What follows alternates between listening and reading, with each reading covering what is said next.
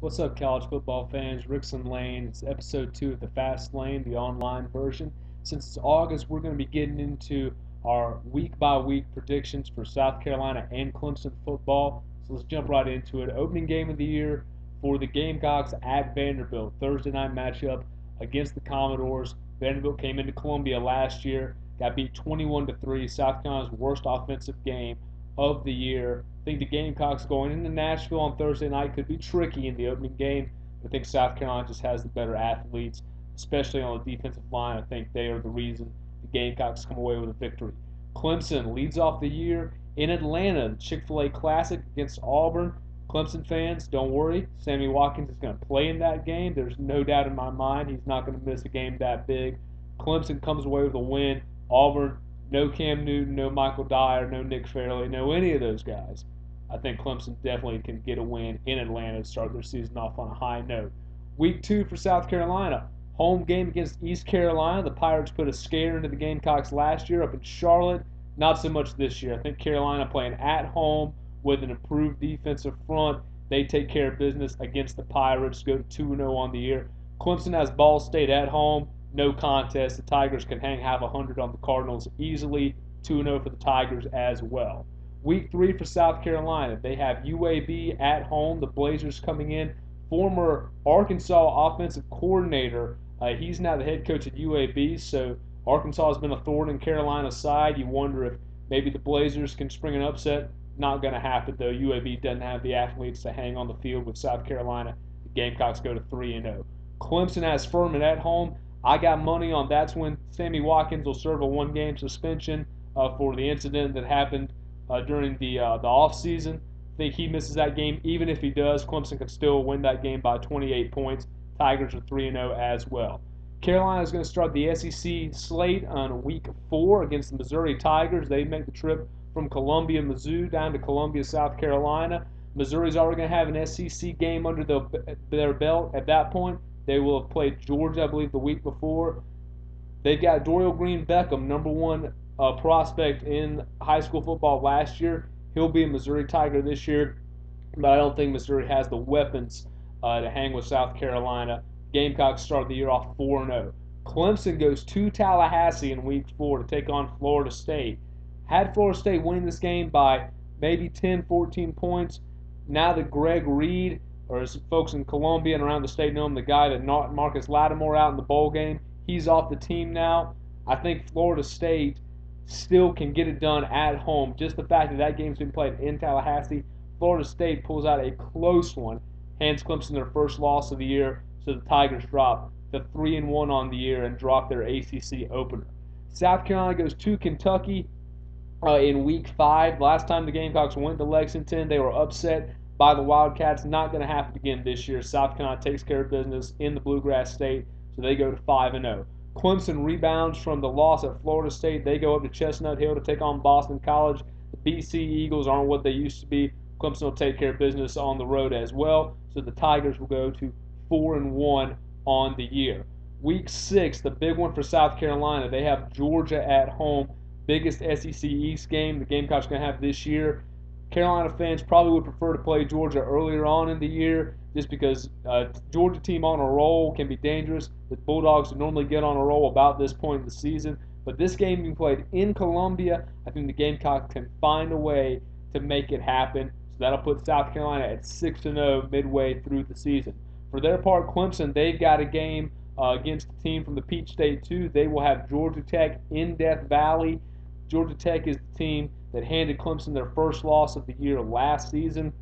The Yellow Jackets are always difficult to go up against with that triple option offense they run. Paul Johnson's offense is always a pain for defensive coordinators.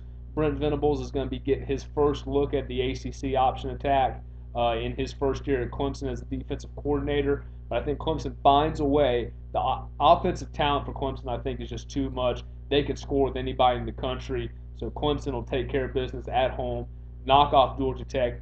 They'll be 5-1 on the year at that point. Then the one that everybody in Columbia is worried about, South Carolina going down to Baton Rouge in Tiger Stadium to take on LSU. LSU's got a brand new quarterback in Zach Mettenberger, junior college transfer, that they are very excited about. They Came up short last year in the SEC championship, but LSU is just going to grind teams down. That's been their MO for years now, and they are very difficult to beat in Tiger Stadium. I don't think South Carolina can do it.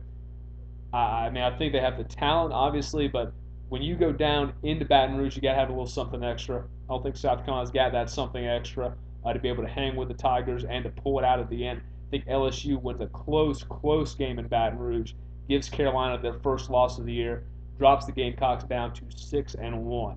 Clemson that week is going to have Virginia Tech at home. The Tigers just ran all over Va-Tech in the ACC championship game last year. I think they do the same thing. I don't think Virginia Tech can hang with Clemson. Don't think they have the athletes to do it. So the Tigers at that point will be 6-1 as well. South Carolina and Clemson at that point in the year with the same records, both sporting 6-1 records as they move into the latter half of the season. Carolina, after a road trip to LSU, then they get a date in Gainesville in the Swamp with Will Muschamp's Florida Gators. Florida's still in rebuilding mode after Urban Meyer left. I think the Gamecocks have enough talent to take another victory down in the Swamp. 2 wins in a row in the Swamp for South Carolina would be absolutely phenomenal for the Gamecocks, and I think they can do it. I think they beat Florida this year in Gainesville to improve to 7-1. Clemson goes up to Winston-Salem to take on the Wake Forest Demon Deacons. Clemson can win that game by 28-35 if they bring their A game. Even if they don't, they can still pull off a double-digit win against Wake Forest to go to 7-1. South Carolina, then they've got a home date with Tennessee. The Volunteers have been dreadful under Derek Dooley. Don't think that's going to change. Derek Dooley at that point in the season may not even be the coach anymore at Tennessee. Doesn't matter if he is or not. South Carolina wins that game easily. Clemson goes up to Duke. What can you say? God bless the Blue Devils. They try their hardest, but there's no way they're going to hang with Clemson. That game's going to be over midway through the second quarter. Clemson's going to win that game as well. So at that point, you have the Gamecocks and the Tigers both at 8-1 on the year. Arkansas at home for South Carolina.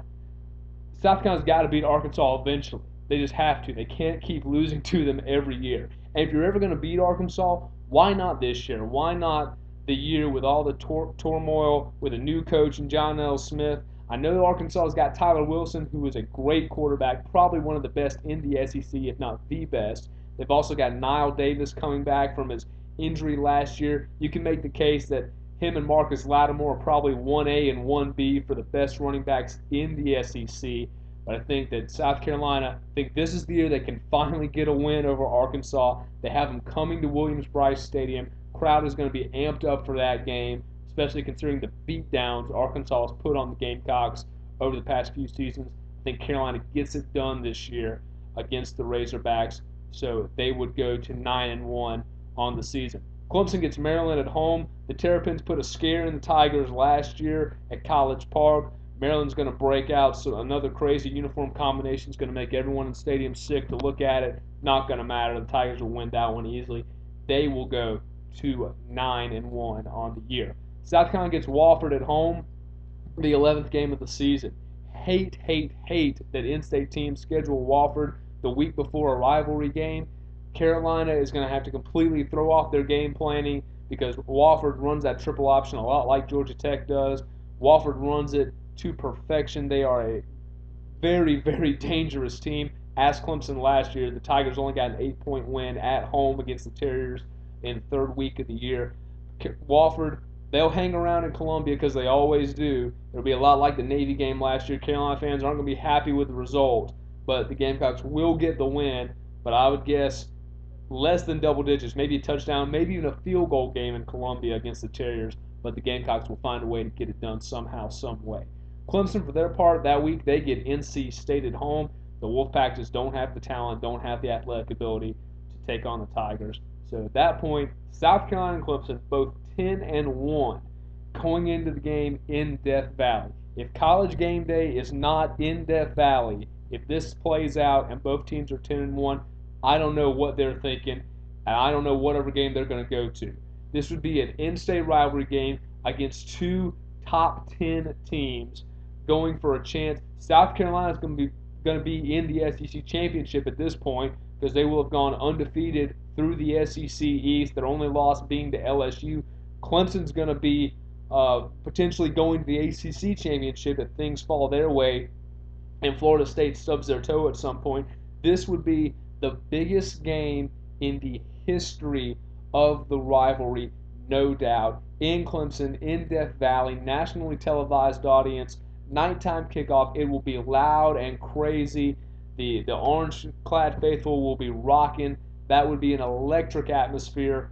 When it comes down to it, South Carolina and Clemson this year are probably going to field two of the best teams they've ever put on the football field, maybe in school history. These two teams are going to be absolutely stacked with talent. The only reason I think South Carolina can win that game in Death Valley is the defensive line play, which Davian Clowney, Devin Taylor on the edges. Clemson's offensive line, at times in the past few years, has been a little shaky. They came down to Columbia last year. They ended up not having Phillip Price at the tackle spot, and it really hurt them. Taj Boyd didn't have time to stand back and look for his receivers. Sammy Watkins also was a little banged up last year. He had missed the game before against NC State, was on the field against South Carolina, but really wasn't much of a factor after dropping the long pass that would have gone for a touchdown.